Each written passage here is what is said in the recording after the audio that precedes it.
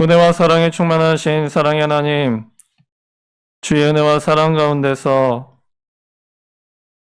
주님이 인도하심을 따라 하나님 앞에 나와 예배할 수 있도록 이 시간 귀한 시간을 허락하여 주시니 감사합니다.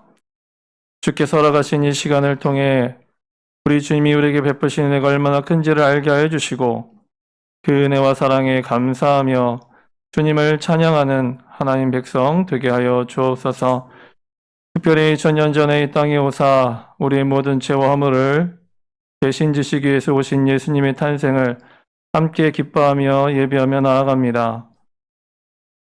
주님이 우리에게 허락하신 그 은혜와 사랑이 얼마나 큰지를 예배를 통해서 깨닫게 하여 주시고 우리에게 생명을 주시고 그 생명을 통해 영생을 이루도록 만드신 그 하나님의 귀한 사랑이 얼마나 우리에게 크고 놀라운 것인지를 다시 한번 주 앞에 감사하며 고백하는 시간 되게 하여 주옵소서. 먼저 우리 안에 있는 죄와 허물을 주 앞에 고백하며 나아갈 때 주의 외로 저희들을 정결하게 씻어 주시고 하나님 안에서 주시는 참된 생명의 은혜가 풍성한 예배 시간이 되도록 역사하여 주옵소서. 예배의 처음부터 마지막까지 주님만이 홀로 주관하시고 인도해 주시기를 간절히 소원하며 사랑하는 신 예수 그리스도 이름으로 기도합니다. 아멘. 우리 하나님 말씀 읽고 하나님 말씀 같이 나도록 하겠습니다. 하나님 말씀 마태복음 1장 18절부터 25절 말씀입니다.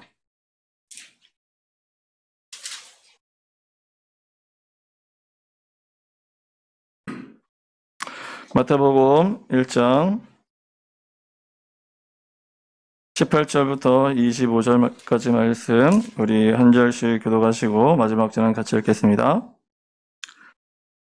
예수 그리스도의 나심은 이러하니라. 그의 어머니 마리아가 요셉과 약혼하고 동거하기 전에 성령으로 잉태된 것이 나타났더니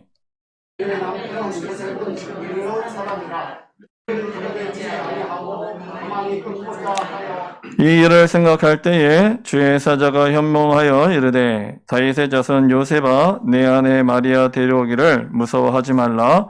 그에게 잉태된 자는 성령으로 된 것이라.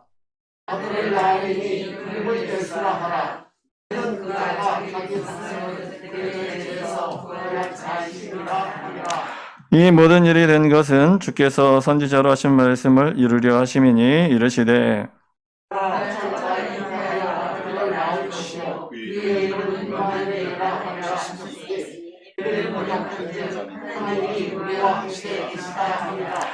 요셉이 잠에서 깨어 일어나 주의 사자의 분부대로 행하여 그의 아내를 데려왔으나 아들을 낳기까지 동침하지 아니하더니 나음의 이름을 예수라 하니라. 아멘.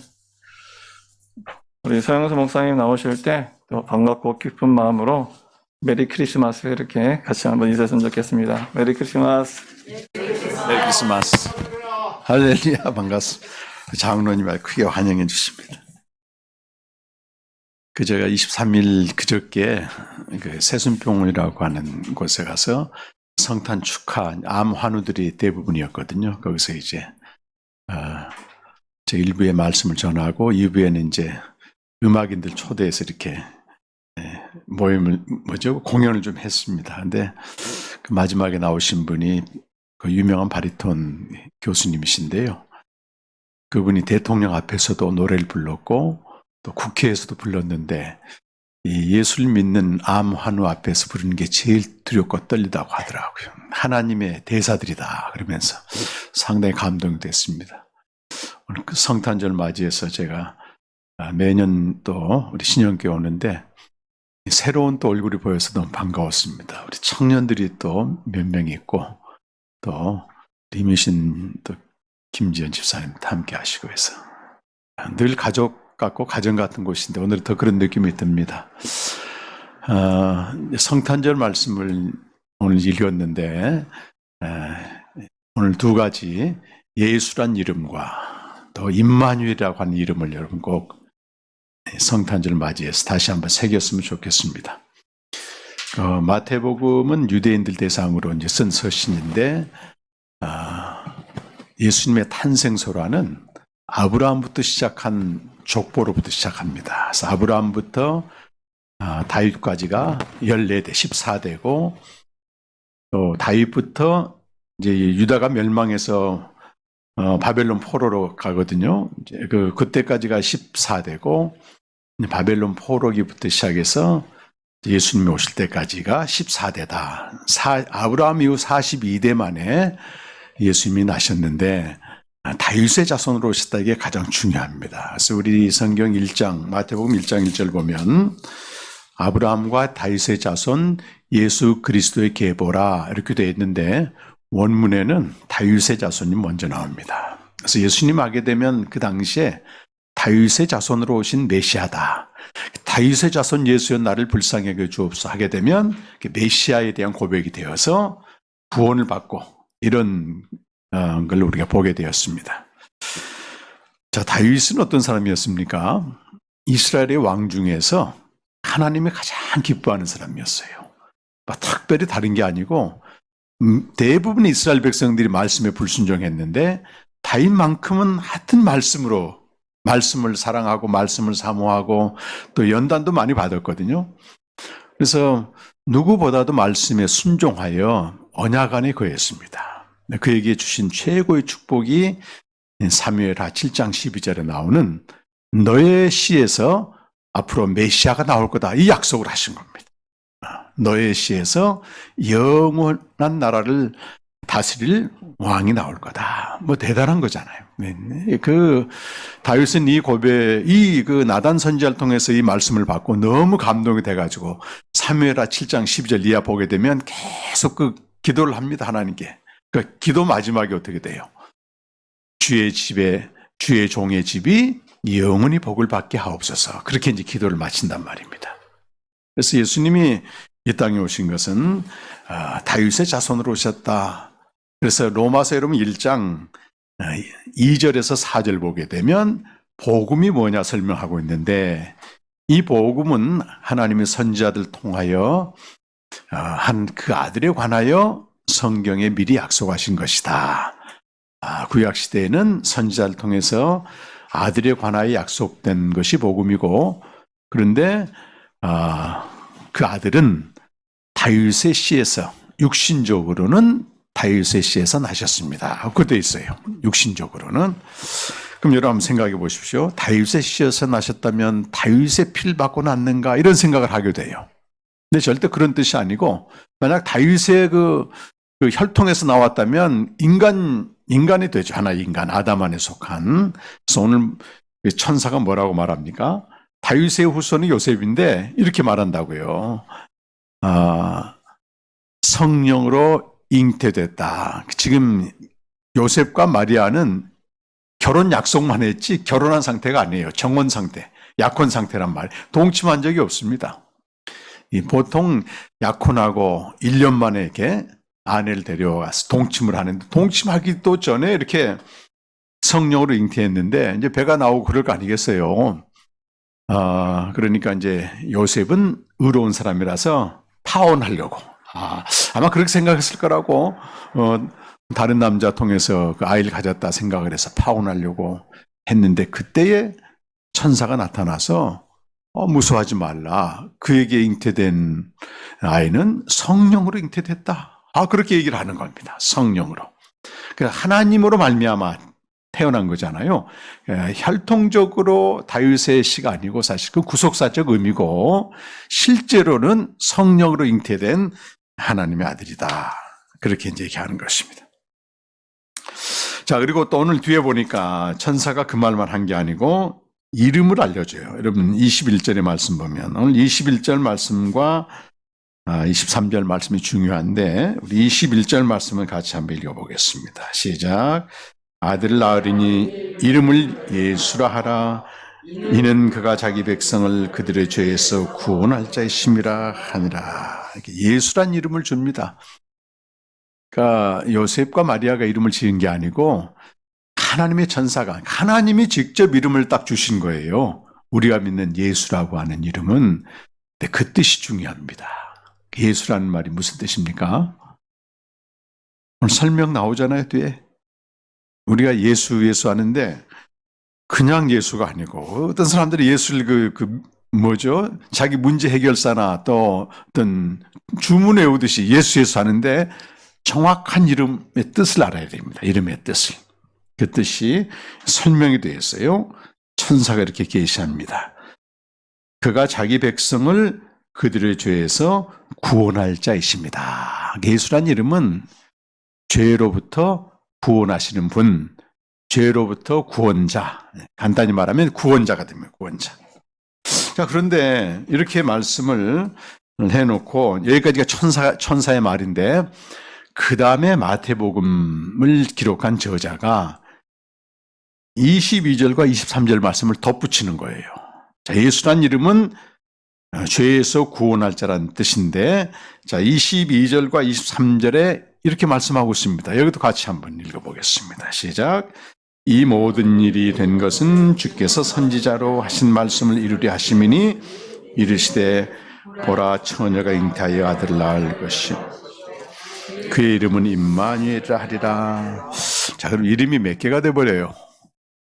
예수란 이름과 동시에 임마누엘. 근데 임마누엘 뜻이 뭡니까, 여러분? 하나님이 우리와 함께 하시다. 정말 중요하고도 영광스러운 이름입니다. 정말 명예로운 이름이에요. 누구랑 함께 사느냐가 천국과 지옥을 결정하는데 말이죠. 하나님이 우리와 함께 계시다. 임마누엘. 오늘 그 주보에도 잠깐 여러분 목사님 요약해 놓으셨는데 예수란 이름은 구원자인데요. 이 세상의 모든 종교가 사실은 구원을 지향합니다. 구원을 목표로 해요. 구원하다 그 말은 히브리 말로는 물에 빠진 상태에 있는 사람을 건져내다 이런 뜻이에요. 그러니까 우리 인간이 구원의 대상이라는 얘기는 무언가에 빠져 있다는 거예요. 빠져 있습니다. 빠져 있어. 뭐에 빠져 있을 것 같아요, 여러분? 쉽게 말하면 어떤 사람 주식에 빠져 있기도 하고 전도서 9장 3절 보면 인생이 뭐냐? 인생의 마음에는 악이 가득해서 미친 마음을 품고 살다가 마지막에는 죽는다. 전도서 기자 그렇게 얘기해놨어요. 뭔가에 빠져있는 존재입니다, 여러분. 한 몇 주 전에도 어떤 정말로 탁월한 청년이 그 주식에 빠져있다가 스스로 인생을 마감했어. 많더라고요, 주며. 게임에 빠져있는 청소년들.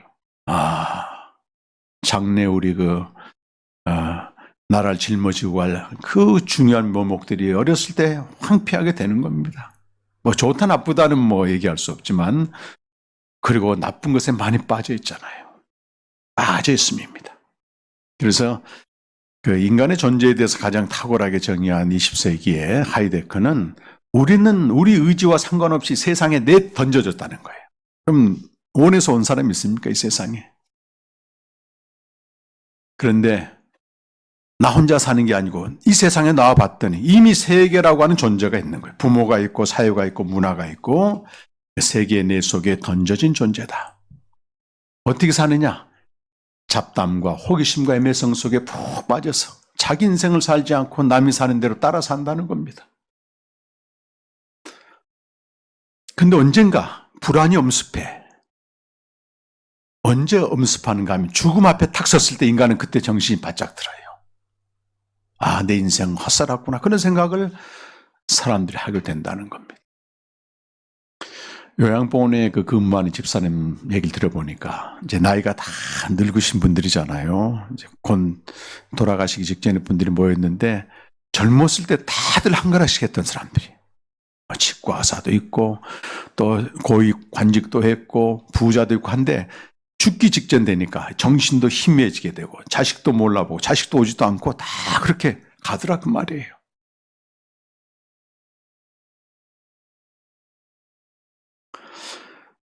칼리아스포스는 그런 인간의 상태를 오늘 주보에 적은 대로 실존의 한계 상황이다. 우리가 인생을 살지만 우리가 스스로 결정하는 건 거의 없어요, 사실은. 내가 결정하고 계획해도 엉뚱한 결과가 나올 때가 많습니다, 여러분. 생로병사, 사람이 태어나고 죽는 것, 나이 들어서 병든 것, 성장 과정, 우리 의지와 우리의 결정으로 된 게 거의 없습니다, 여러분. 부모를 결정할 수 있습니까? 부모의 양육을 우리가 결정할 수 있어요. 제가 어렸을 때요, 제가 살던 동네는 이제 전라도 나주였는데 과수원이 많았어요. 그래서 이제 집집마다 자녀들 길리면 초등학교나 중학교만 마치고 과수원에 투입합니다. 다 일시킵니다. 일시켜. 지금 아프리카 가도요. 우리 또래로 한 10살 된 애들이 학교 안 다닙니다. 걔네들은. 그 물이 없기 때문에 그 모래밭 가가지고 물을 막 끌어오는데 조그만 아이들이 그거 하고 있어. 학교 언감생신입니다. 그들이 자기 인생을 선택한 거 아니잖아요. 근데 저희 집만 과수원이 없어 찢어지게 가난했어요. 그러니까 저희 집은 뭐 과수원 일할 필요가 없는 거예요. 우리 친구들은 중학교만 딱 마치고 과수원 가서 일하는데 저는 학교 가기가 너무 싫어. 여러분 학교 가기 좋아하고 공부하기 좋아하는 사람이 있습니까? 그거는 모르겠어요. 10,000명에 1명 있을까?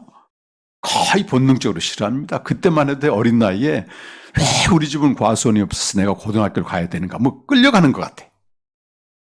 저희 아버지는 전국에 다니면서 장사하신 분이어가지고 못 사니까 가르쳐야 된다 이거예요. 가르쳐야 된다. 그때는 그 친구들이 너무 부러웠어요. 근데 그 친구들 나중에 그 친구 한 명은 이제 간암으로 몇 년 전에 세상 떠났지만 상황적으로 보면 힘들게 살았습니다. 신문 배달하고. 그것도 제가 선택한 거 아니거든요. 부모님들이 학비 마련해서 대학 가고 이게 당연한 게 아니에요. 당연한 게. 병든 것도 마찬가지입니다. 어떤 사람은 건강 염려증 때문에 염려증 때문에 더 병이 걸려. 어떤 사람은 되는 대로 먹고 감사하면서 먹고 그러면 되는데 철저하게 이 3월달 봄만 해도 전신 스크린을 해도 이상이 하나도 없는데 가을쯤 됐을 때 암이 4개가 발견된 그런 분도 계세요. 우리가 결정하는 게 아니라니까. 실존의 한계 상황에 부딪히게 됩니다. 우리는. 그것은 우리 구원받아야 될 존재라고 하는 것을 누구에게나 알려주는 겁니다. 그래서 사람들이 종교에 귀의해요. 자기 한계의 상황이 왔을 때 종교에 귀의하게 됩니다. 대부분. 종교에 귀의하는 건 상당히 그래도 순진하고 자아가 강한 사람들은 스스로 문제를 해결하거나 허무주의에 빠지거나 인본주의에 빠지거나 이렇게 다양하게 반응합니다. 대표적으로 이제 허무주의는 쇼펜하우어 같은 사람은 비관론자. 살려는 의지 자체를 포기해야지 살 수 있다면 그 희한한 얘기를 하는 거예요. 살려는 의지 때문에 인생은 힘들다는 거지. 그걸 포기해라. 불교하고 비슷합니다. 무아 사상이거든요. 내가 없어지는 사상. 니체 같은 경우는 똑같은 허무주의자지만 상당히 능동적, 강한 허무주의자입니다. 자기를 극복하라고 외칩니다. 우리 안에는 신적인 힘이 있다고 하는 거예요. 돌파하라고 외칩니다. 까미와 같은 사람이 이방인, 또 페스트 이런 소설 쓴 유명한 사람이에요. 시지프스의 신화란 책에서 반항하는 것 자체가 의미가 있다고 외쳐요. 인생은 저항해야 된다. 저항해야 된다. 요즘은 합리주의, 과학주의가 등장해서 인간의 이성으로 그걸 해결하려고 시도합니다, 여러분. 이런 다양하게 추구하지만 키에르케고르나 칼리아스퍼스는 그 한계 상황, 무한한 자기 체념의 자리에서 신에게로 도약한다. 신에게로 도약한다. 그 얘기야. 우리는 유한성이라고 하는 한계 때문에 절망하는 것입니다. 사실은. 그것 때문에 언젠가 죽음을 맞이하게 되는 것이고요. 근데 어떻게 우리가 도약해요? 그래서 많은 철학자들이 그런 보이지 않는 세계 도약하자 해가지고 많은 시도들을 합니다. 수련도 하고 금욕도 하고 또 묵상, 관상도 하고 불교도 마찬가지입니다. 불교도 참선이 보이지 않는 세계로 진입하는 거거든요. 이 보이는 세계에는 희망이 없다는 거예요. 왜? 유한성에 갇혀있기 때문에 반드시 한계 상황에 봉착하기 때문에 제가 영혼의 세계를 알고 하나님이 전도서 3장 11절 말씀 보게 되면 하나님이 모든 사람의 마음 안에 영혼을 사모하는 마음을 세팅해놔대. 다 거기다 정해놓았습니다. 그거는 하나님이 날 때부터 DNA를 딱 심어놓은 거예요. 그러니까 만물을 다 가졌어도 만족을 못해, 사람은. 어딜 알기까지. 영혼의 세계에 진입하기까지는 만족이 없습니다, 여러분. 한동안 만족은 있겠죠. 그거 다 없어지는 거거든요. 제가 영혼의 세계를 알고, 이 기독교의 진리의 위대함을 알고, 제 영혼이 막 기뻐 춤을 출 때, 우연히 TV를 봤더니, 불교에서 이걸 주장하고 있는, 불교에서. 지금 내가 아니라는 거예요. 가짜 나고, 진짜 우리 자아는 보이지 않는 세계, 창조 이전에 존재하고 있다. 그러니까 희한한 말을 해요, 희한한. 상당히 영혼 사모하는 사람들 마음에는 충격이 어떤 해답같이 들립니다. 한동안 많이 유행했습니다. 요즘 좀 조용하더라 말이에요. 진제 스님이 그 얘기를 해서 상당히 히트를 쳤습니다. 우주 창조 이전에 참나를 만나라. 그러면 모든 만물의 고통을 초월할 수가 있습니다. 비슷하게 얘기합니다. 지금 나는 실존의 한계성 속에 빠져있기 때문에 나를 직면하고 대면할수록 고통만 오게 되는 겁니다. 우리 안에 선한 것도 있지만 선하지 않은 것도 많습니다, 여러분. 부정적인 거 많습니다. 무식에서 솟아나는 것들 많습니다. 그래서 니체는 말합니다. 나는 인간이 아니다. 하나의 다이너마이트다. 아주 정직하게 얘기했어요. 언제 폭발할지 모르는 다이너마이트다. 인간의 깊이까지 전부 해부합니다, 사람들이. 답은 내리지 못해요, 그래도. 그래서 우리는 완전을 추구해도 다른 차원의 세계로 들어갈 수 없는 존재예요, 여러분. 한번 생각해 보십시오, 여러분. 어떤 사람이 강아지가 너무 이뻐가지고 막, 여러분, 대통령이 강아지를 끌어안고 있더라고, 계속.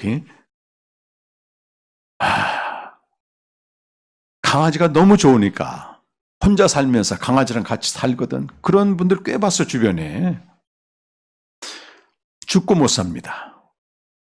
그런데 강아지에게 여러분, 인간의 완전한 인성훈련을 시킨다고 생각해 봐요. 강아지가 완전하게 되면 여러분, 인간이 될 수 있습니까? 생명 자체는 바뀌지가 않습니다, 여러분. 땅에서 난 우리 인간의 생명이 아무리 완전하게 되어도 흉내는 낼지 모르겠어요. 신적인 흉내는 낼지 모르지만 그 세계로 들어갈 수는 없는 겁니다. 방법이 하나 있습니다. 우리 방법이 아니고 정말 미련하게 보이지만 하나님의 지혜와 능력이 뭐냐면 그 하나님과 인간 사이에 건널 수 없는 이걸 무한한 질적 차이를 뛰어넘어서 오신 분이 바로 예수님이라고 하는 겁니다, 여러분. 그분은 땅에서 물론 태어나서 우리처럼 육신을 가지고, 근데 그분의 소속과 원래 계신 곳은 하늘에 창세 이전부터 존재했다고 하는 거예요, 그분이. 무한한 질적 차이를 건너뛰고 그분이 여기 내려오셔서 우리를 끌어안고 다시 그리로 데려가신 겁니다. 여기서 죄로부터 구원자와 구원하신 것과 나중에 임마누엘의 관계가 여러분 굉장히 중요합니다. 그래서 이 둘 딸을 다 알아야 돼요. 죄로부터 예수님이 우리를 구원하셨는데 그분이 임마누엘이다. 하나님과 함께 하시단 말이 무슨 뜻이겠어요, 여러분? 성경에서 말하는 죄와 우리가 평소 알고 있는 죄와 개념은 완전히 다릅니다, 여러분. 우리가 평소 알고 있는 죄는 뭐죠? 잘못한 행위, 나쁜 생각, 이런 부정적인 행동과 생각들이 죄라고 사실은. 이것도 이제 하나의 죄지만 본질적인 죄가 있어요. 본질적인 죄. 그걸 모르면 이 부수적인 죄는 해결도 못합니다, 사실은. 진짜 죄는 하나님과 분리된 겁니다. 하나님이 우리에게서 떠나간 상태, 이게 죄란 말이에요. 이게 죄. 여러분 로마서 3장 23절은 꼭 좀 기억해 보십시오.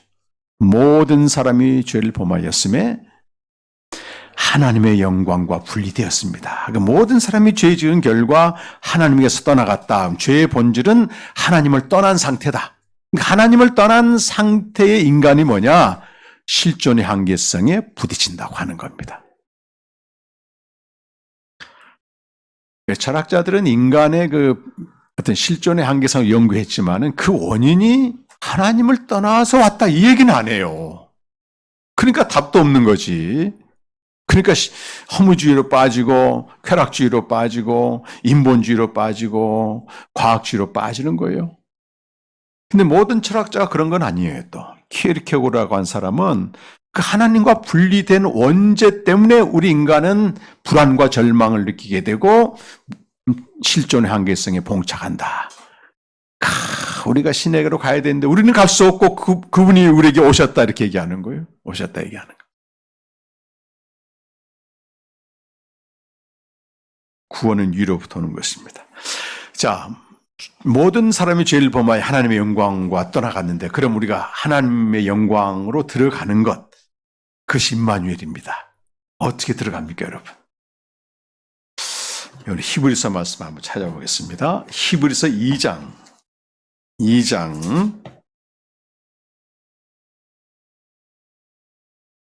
9절과 10절 2절 말씀입니다.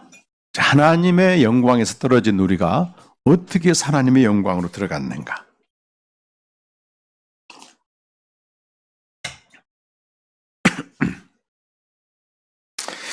우리 같이 한번 읽어보실까요? 시작.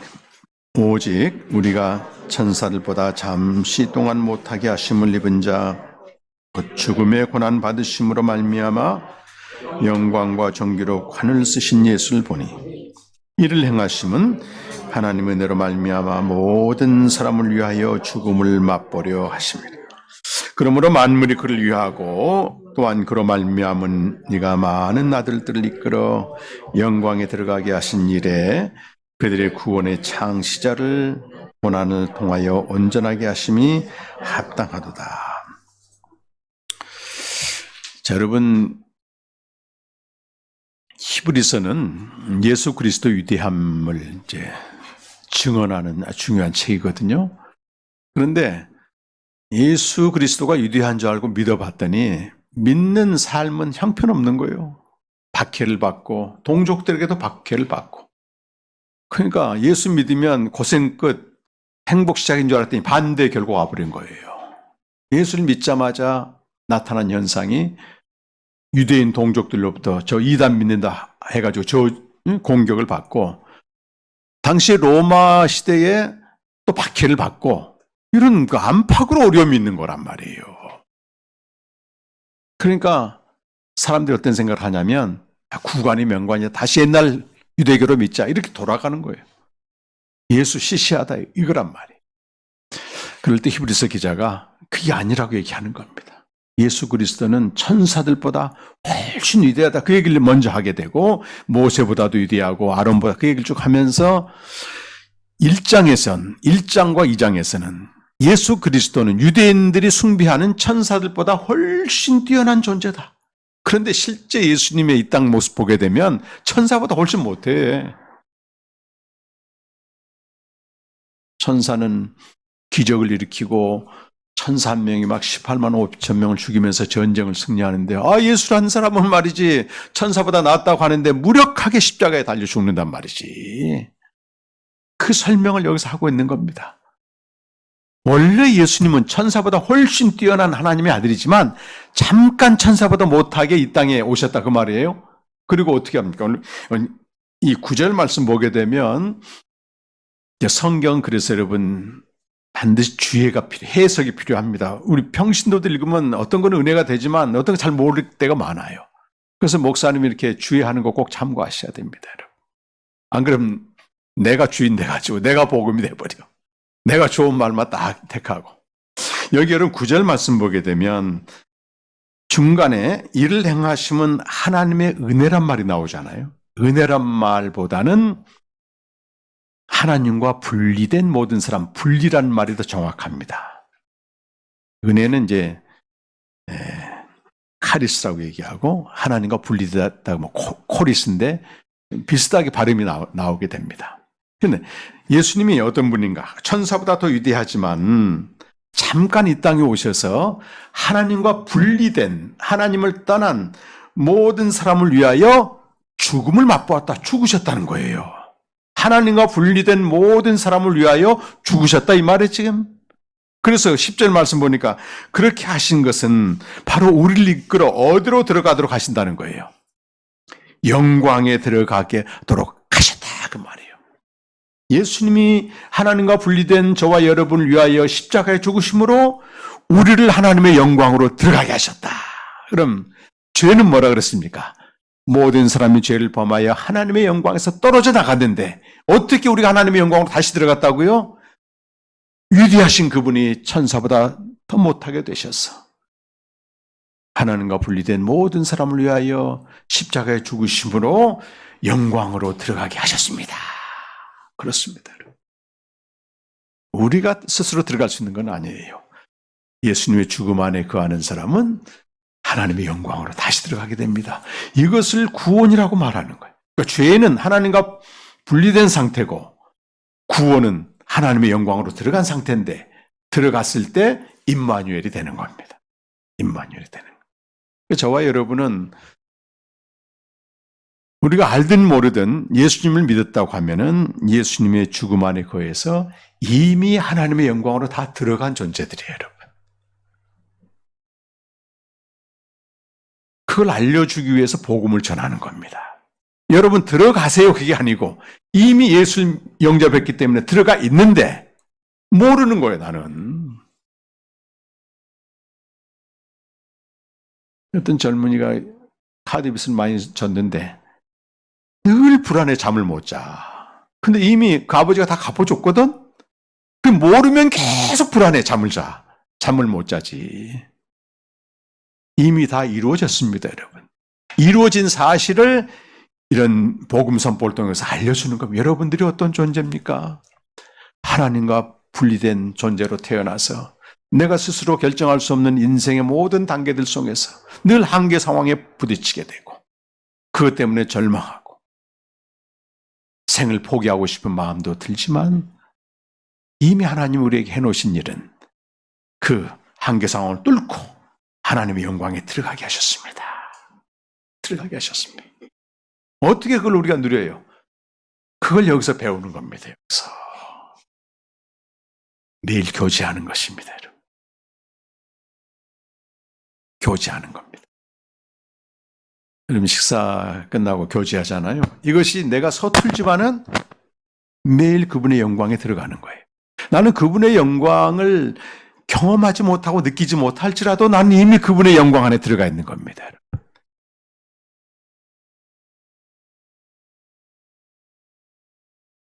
그래서 그리스도인에게 메인 잡 주업은 뭐냐면 매일 그분의 영광을 보는 겁니다. 여러분. 생명의 교제를 하고 말씀 앞에서 나의 비참함을 발견하고 그런 나를 위해서 아들 예수가 죽으심을 통해 영광에 들어가게 하셨구나. 영광의 내용은 그분의 사랑과 신실함이에요. 하나님의 끝없는 사랑과 신실함, 그것이 우리에게 계속 부어지는 겁니다.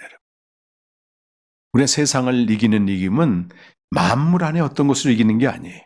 로마서 8장 35절 이하에 보게 되면 기가 막힌 실존의 한계 상황에 들어갑니다.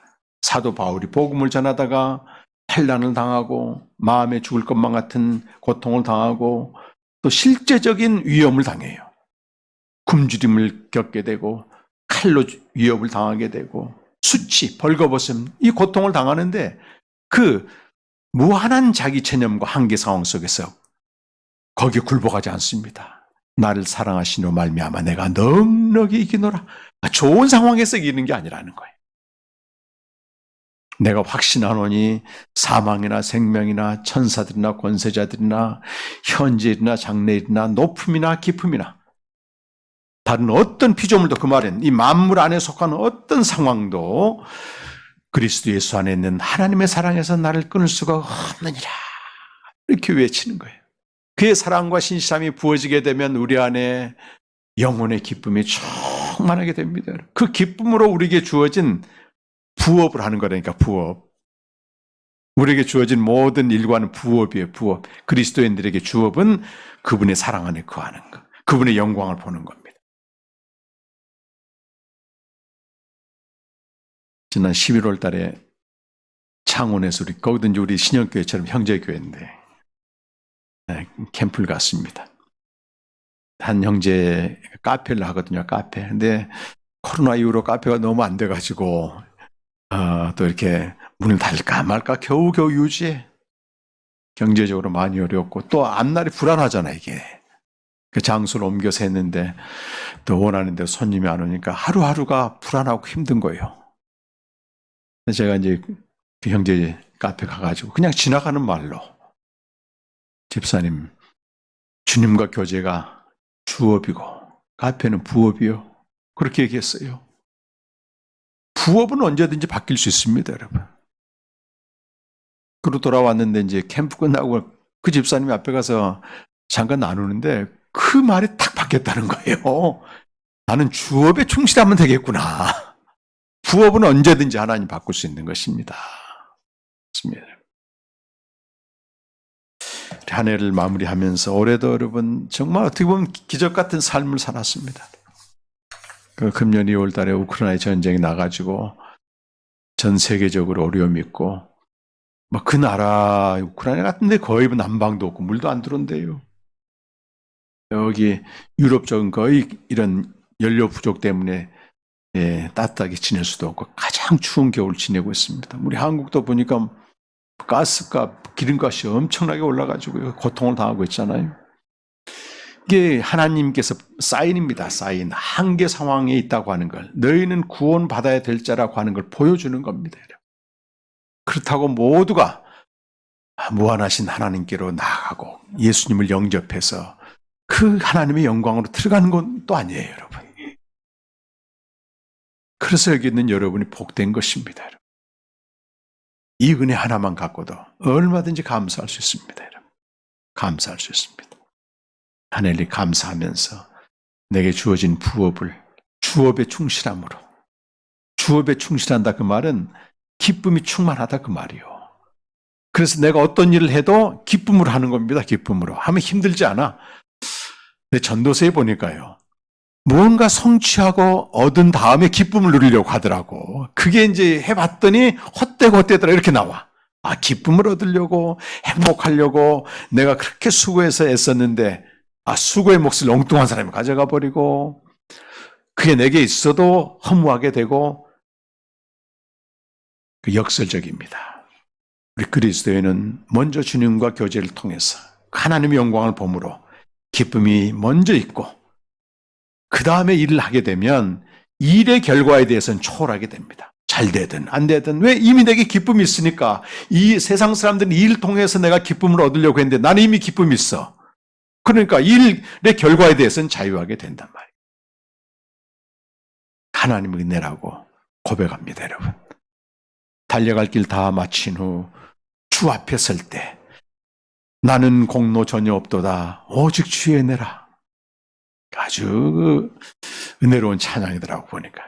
달려갈 길 다 마친 후 주 얼굴 배울 때 나는 공로 전혀 없도다.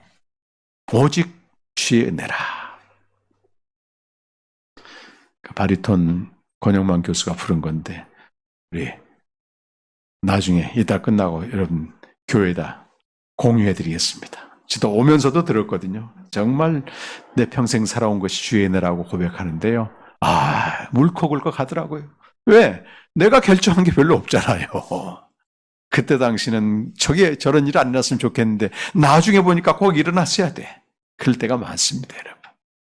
살아온 평생의 삶이 주의 은혜. 오늘 또 기쁜 성탄을 맞이해서 죄로부터 구원받았다는 얘기는 바로 하나님과 분리됐고 하나님과 영광에 떠나 있는 우리들을 예수의 죽음으로 말미암아 하나님의 영광으로 들여보냈다고 하는 이 놀라운 은혜입니다. 이 은혜를 누리시기를 간절히 축원합니다. 기도하겠습니다. 하나님, 우리가 누구입니까? 우리의 의지와 결정과 상관없이 이 땅에 태어났고 지금까지 살아온 모든 순간순간이 바로 그러하였습니다. 실존의 한계 상황 속에서 때로 불면의 밤을 지내고 고통 가운데 있었습니다. 하나님이 예수님을 만나게 하시고 예수님을 영접하게 하셔서 우리가 알든 모르든 하나님의 영광에 들어가게 하신 은혜를 감사합니다. 하나님의 영광에서 떠난 자가, 그런 죄인이 예수의 죽음을 통하여 하나님의 영광에 들어가게 하셨습니다. 그 영광을 날마다 보고 누릴 수 있는 우리 모든 신영교회 성도들 되게 하여 주시옵소서. 거기로부터는 하나님의 무한한 사랑과 신실함이 우리 일상 가운데 넘쳐서 항상 기뻐하며 범사에 감사하며 주어진 일을 넉넉히 감당할 수 있도록 은혜 베풀어 주시옵소서. 죄로부터 구원하시고 임마누엘이 되신 우리 주 예수 그리스도의 이름으로 간절히 기도드립니다. 아멘.